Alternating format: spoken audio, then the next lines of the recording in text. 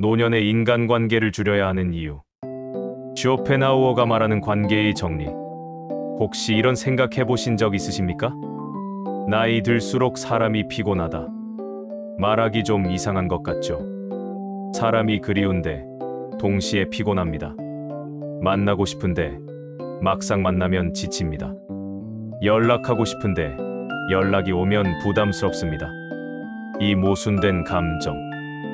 이상한 것이 아닙니다. 오히려 이 감정이 온다는 것은 지금 당신이 관계를 다시 정리할 시간이 되었다는 신호일 수 있습니다. 젊을 때는 많은 관계가 필요했습니다. 일을 하려면 네트워크가 필요했고, 아이를 키우려면 공동체가 필요했고, 살아남으려면 사람이 필요했습니다. 그래서 관계를 넓혔습니다. 유지했습니다. 때로는 원하지 않아도 이어갔습니다. 그런데 지금은 다릅니다. 그 이유들이 하나씩 사라지고 있습니다. 그럼에도 불구하고 여전히 많은 분들이 관계를 줄이는 것에 죄책감을 느낍니다. 내가 너무 이기적인 건 아닐까? 사람들이 섭섭해하면 어떡하지? 혼자 있으면 이상해 보이지 않을까? 오늘은 그 죄책감을 잠깐 내려놓고 쇼펜하우어의 눈으로 관계를 정리하는 것이 왜 필요하고 어떻게 하면 되는지를 같이 생각해 보겠습니다. 관계를 줄이는 것은 세상을 등지는 것이 아닙니다. 오히려 진짜 소중한 것을 지키기 위한 용기 있는 선택일 수 있습니다. 이루리는 왜 필요 없는 관계를 붙들고 있는가? 솔직하게 한번 생각해 보겠습니다. 지금 내 주변의 사람들, 그 중에서 만나고 나면 에너지가 채워지는 사람이 있고, 만나고 나면 에너지가 빠지는 사람이 있습니다. 따뜻한 말을 주고받고 나서 집에 돌아오는 길이 가벼운 관계. 반면에 헤어지고 나면 어딘가 찜찜하고 말을 조심해야 하고 무슨 말이 어디로 흘러갈지 모르고 내 이야기가 남의 입에 오를 것 같은 관계.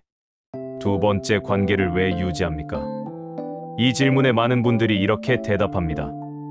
오래 알고 지낸 사이라서, 끊으면 뒷말이 나올 것 같아서, 그래도 나쁜 사람은 아니어서, 딱히 이유가 없어서. 쇼펜하우어는 말합니다.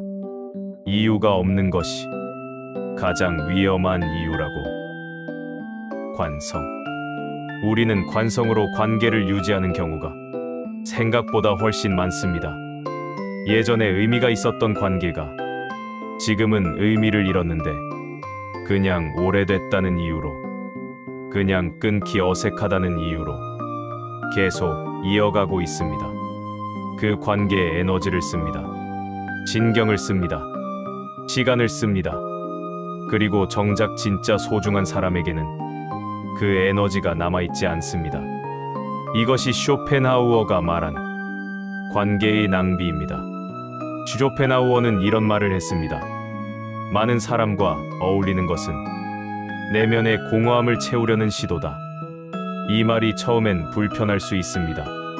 하지만 생각해보면 우리가 관계를 많이 유지하려는 이유 중 하나가 혼자 있는 것이 무섭기 때문일 수 있습니다.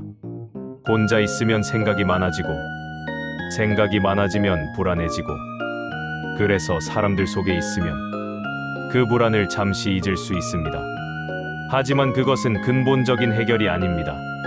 사람들과 헤어지고 나서 혼자 남는 그 순간에 다시 그 공허함이 돌아옵니다. 쇼펜하우어는 말합니다. 자기 내면이 충분한 사람은 사람이 많이 필요하지 않다고. 내면이 충분하다는 것은 특별한 능력이 있다는 것이 아닙니다. 혼자 있는 시간을 두려워하지 않는 것, 그 시간 안에서 자기 자신과 있을 수 있는 것, 그것이 내면의 충분함입니다. 이 관계에도 유통기한이 있다. 음식에 유통기한이 있듯이 관계에도 유통기한이 있습니다. 이 말이 냉정하게 들릴 수 있습니다. 하지만 이것은 사람을 함부로 대하라는 말이 아닙니다. 모든 관계는 시기가 있습니다. 직장 동료와의 관계는 직장이라는 공간이 있을 때 자연스럽게 가까웠습니다. 그 공간이 사라지면 관계도 달라지는 것이 자연스럽습니다. 아이 친구 부모와의 관계는 아이들이 같은 학교에 다닐 때 가까웠습니다. 아이들이 졸업하면 그 관계도 자연스럽게 옅어집니다. 같은 동네 이웃과의 관계는 같은 공간에 살 때 의미가 있었습니다. 이 관계들이 흐려지는 것을 배신이라고 볼 필요가 없습니다. 그 시기에 의미 있었던 관계가 그 시기를 다했을 뿐입니다. 쇼펜하우어는 말합니다. 집착은 있는 것을 붙드는 것이 아니라 이미 지나간 것을 붙드는 것이다. 지나간 관계를 억지로 붙드는 것은 서로에게 피곤한 일입니다. 자연스럽게 멀어지는 것을 허락하는 것. 그것이 관계를 정리하는 첫 번째 지혜입니다.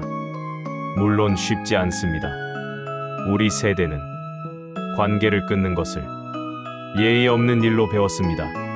한 번 맺은 인연은 소중히 해야 하고, 먼저 연락을 끊으면 나쁜 사람이 되고, 관계를 줄이면 고집스러운 사람이 되는 것 같습니다. 하지만 쇼펜하우어는 묻습니다. 그 생각이 당신의 생각입니까? 아니면 당신이 배워온 것입니까? 관계를 유지해야 한다는 생각이 누구를 위한 것인지, 상대방을 위한 것인지, 아니면 남에게 좋은 사람으로 보이고 싶은 자신을 위한 것인지, 이 질문 앞에서 정직해질 수 있다면 관계를 정리하는 것이 조금 더 자유로워집니다. 참 어떤 관계를 남기고 어떤 관계를 정리할 것인가? 모든 관계를 끊으라는 말이 아닙니다. 쇼펜하우어도 완전한 고립을 말하지 않았습니다. 그는 말했습니다. 진정한 친구 한 명이 수백 명의 지인보다 낫다. 그렇다면 남겨야 할 관계와 정리해야 할 관계를 어떻게 구분할 수 있을까요? 간단한 기준 하나를 드리겠습니다. 만나고 난 뒤, 혹은 연락을 주고받은 뒤, 마음이 가벼워지는 관계인지, 마음이 무거워지는 관계인지, 이것 하나면 충분합니다. 말이 통하지 않아도 편한 사람이 있습니다. 오래 못 봐도 만나면 그냥 좋은 사람이 있습니다. 많은 이야기를 하지 않아도 함께 있는 것 자체가 괜찮은 사람이 있습니다. 그 사람이 남겨야 할 관계입니다. 반면 항상 내 이야기보다 자기 이야기를 더하는 사람, 만날 때마다 누군가 뒷이야기를 하는 사람, 내 상황을 은근히 비교하거나 깎아내리는 사람, 도움을 요청할 때만 나타나는 사람, 이런 관계가 정리의 대상입니다. 정리한다는 것이 꼭 연락을 끊는 것을 의미하지 않습니다. 거리를 두는 것입니다. 연락의 빈도를 줄이는 것, 모임에 매번 참석하지 않는 것, 부담스러운 요청에 거절하는 것, 이것이 관계를 정리하는 현실적인 방법입니다. 그리고 이것을 할 수 있으려면 딱 하나가 필요합니다. 거절할 수 있는 용기. 사거절이 왜 어려운가? 그리고 어떻게 하는가? 쇼펜하우어는 말합니다. 타인의 인정에 삶을 의존하는 사람은 결코 자유롭지 않다. 우리가 거절을 못하는 가장 큰 이유는 거절했을 때 상대방이 나를 싫어할까봐 두렵기 때문입니다. 그 두려움만을 들여다보면 결국 인정받고 싶은 마음이 있습니다.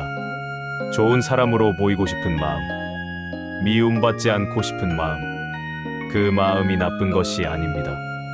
인간이라면 누구나 가진 마음입니다. 하지만 그 마음이 너무 강할 때 원하지 않는 자리에 나가고, 원하지 않는 부탁을 들어주고, 원하지 않는 관계를 유지하게 됩니다. 그리고 그 결과는 상대방은 만족하지만 내가 지칩니다. 쇼펜하우어는 말합니다. 모든 사람에게 좋은 사람이 되려는 사람은 결국 자기 자신에게 나쁜 사람이 된다. 거절은 나쁜 것이 아닙니다. 거절은 자기 자신을 존중하는 행위입니다. 거절을 어떻게 하면 좋을까요? 복잡하게 생각하지 않아도 됩니다. 그날은 좀 어렵겠어요. 요즘 몸이 좀 그래서 이번엔 쉬어야 할 것 같아요. 길게 설명하지 않아도 됩니다. 이유를 많이 대지 않아도 됩니다. 이유가 많을수록 설득당할 여지가 생깁니다. 짧고 조용하게. 그것이 가장 좋은 거절입니다. 그리고 거절한 뒤 죄책감이 올라오면 그 죄책감도 알아차리십시오. 아, 나 또 미안하다고 느끼고 있구나. 그냥 알아차리는 것만으로도 그 죄책감이 조금씩 줄어듭니다. 오래된 모임이 부담스러울 때, 몇십 년 된 모임, 예전에는 즐거웠는데 지금은 나가는 것이 피곤합니다. 억지로 나가면 하루가 소진됩니다. 안 나가면 눈치가 보입니다. 이럴 때 매번 나가지 않아도 됩니다. 2번에 한 번, 3번에 한 번, 조금씩 거리를 두면서 자연스럽게 빈도를 줄여가는 것. 한 번에 끊으려 하면 어색합니다. 천천히 줄여가면 자연스럽습니다. 만날 때마다 기운이 빠지는 지인이 있을 때, 이분 나쁜 사람이 아닌 것 압니다. 하지만 만나면 항상 누군가 뒷이야기, 아니면 자기 자랑, 아니면 내 상황에 대한 은근한 평가. 이런 분과는 만남의 빈도를 줄이되, 만날 때는 장소와 시간을 내가 정하는 것이 좋습니다. 오래 있지 않아도 되는 상황, 언제든 자리를 뜰 수 있는 상황, 그 안에서 만나면 그나마 덜 소진됩니다. 자꾸 부탁을 하는 사람이 있을 때, 이분에게는 처음 한두 번은 도와드릴 수 있습니다. 하지만 그것이 당연해지기 시작하면 조용히 선을 그어야 합니다. 이번엔 제가 좀 어렵겠어요. 그 한마디. 처음에는 어색합니다. 하지만 한 번 하면 그 다음은 조금 쉬워집니다. 경계는 처음 한 번이 가장 어렵습니다. 가족 모임이 피곤하게 느껴질 때, 가족이라서 더 어렵습니다. 안 나가면 더 크게 말이 나옵니다. 이럴 때는 나가되 내 에너지를 미리 관리하는 것이 좋습니다. 모임 전날 충분히 쉬고, 모임 당일에는 적당한 시간에 자리를 뜨고, 모임 다음 날은 조용히 혼자 쉬는 시간을 확보하는 것. 관계를 끊는 것이 아니라 내 에너지를 보호하는 것. 이것이 현실적인 방법입니다. 관계를 줄인 자리에 무엇을 채울 것인가? 관계를 줄이면 시간이 생깁니다. 에너지가 생깁니다. 공간이 생깁니다. 그 자리에 무엇을 채울 것인지, 이것이 관계를 정리하는 것만큼 중요합니다. 쇼펜하우어는 말합니다. 진정한 풍요로움은 외부에서 오지 않는다. 그것은 자기 자신 안에서 길러진다. 그 자리에 오랫동안 하고 싶었지만 못했던 것을 하는 것, 오래전부터 읽고 싶었던 책, 걸어보고 싶었던 길, 배워보고 싶었던 것, 그냥 아무것도 안 하고 창밖을 보는 것. 이것들이 사소해 보이지만 이것들이 쌓일 때 자기 자신이 충분해집니다. 그리고 자기 자신이 충분해질 때 타인이 없어도 불안하지 않습니다. 관계가 줄어도 외롭지 않습니다. 오히려 지금 곁에 있는 진짜 소중한 사람과의 시간이 더 깊어집니다. 많은 관계를 유지하느라 분산되던 에너지가 진짜 소중한 한두 사람에게 집중되면 그 관계의 질이 달라집니다. 오늘 이야기의 핵심은 하나입니다. 관계를 줄이는 것은 삶을 줄이는 것이 아닙니다. 오히려 삶을 더 선명하게 만드는 것입니다. 그릿하게 많은 것보다 선명하게 적은 것, 넓게 퍼진 관계보다 깊게 뿌리 내린 관계, 이것이 나이가 들면서 자연스럽게 도달하게 되는 관계의 지혜입니다. 슈로펜하우어는 말했습니다.